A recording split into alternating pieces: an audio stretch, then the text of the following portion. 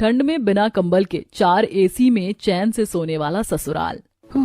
आज तो कुछ ज्यादा ही ठंड हो रही है। सूरज देवता तो दूर तक दिखाई नहीं दे रहे। आज काम का पहला ही दिन है, जल्दी से सारा काम खत्म कर लूंगी और फिर घर भाग जाऊंगी।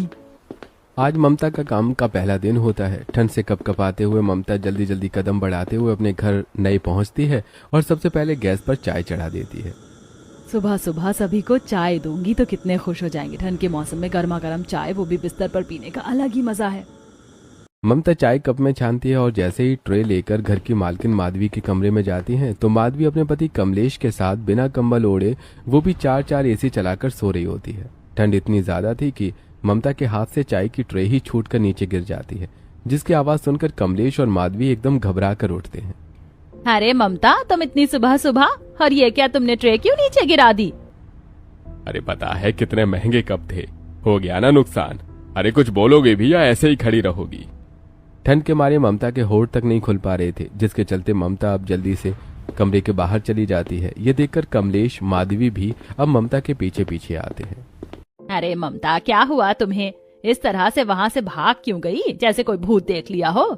मालकिन, आप लोग ठीक तो हैं? इतनी ठंड में आप लोग बिना कंबल ओढ़ कर सो रहे थे, वो भी 4 एसी चलाकर। कमरे से इतनी दूर आ गई हूँ, लेकिन अभी तक मेरे हाथ पैर कांप रहे हैं।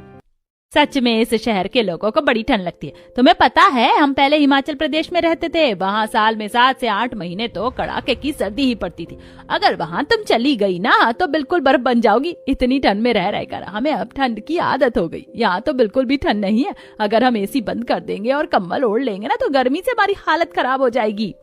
और नहीं तो क्या, वहाँ तो यहाँ के लोग 2 दिन से ज्यादा टिक भी नहीं पाएंगे। पता है वहाँ बर्फ की कितनी मोटी मोटी चादर होती है।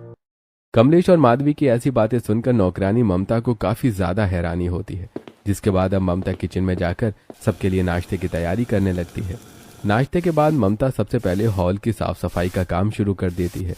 तभी माधवी की बेटी रिया हॉल में लगे दोनों एसी चालू कर देती है और आराम से बैठ जाती है। एसी चालू होते ही ममता की कपकपी छूटने लगती है। छोटी मालकिन, ये क्या कर दिया आपने? एसी बंद कर दीजिए वरना मेरा राम नाम सत्य हो जाएगा।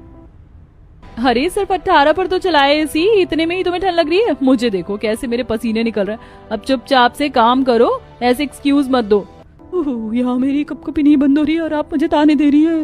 नहीं करनी मुझे इस घर में नौकरी। अरे आप सभी का मानसिक संतुलन हिला हुआ है। कहीं आप हिमाचल प्रदेश के पागल खाने से भागे? कोई पागल वागल तो नहीं है? पैसों के लालच में आकर मुझे जमने का शौक नहीं, मैं तो चली।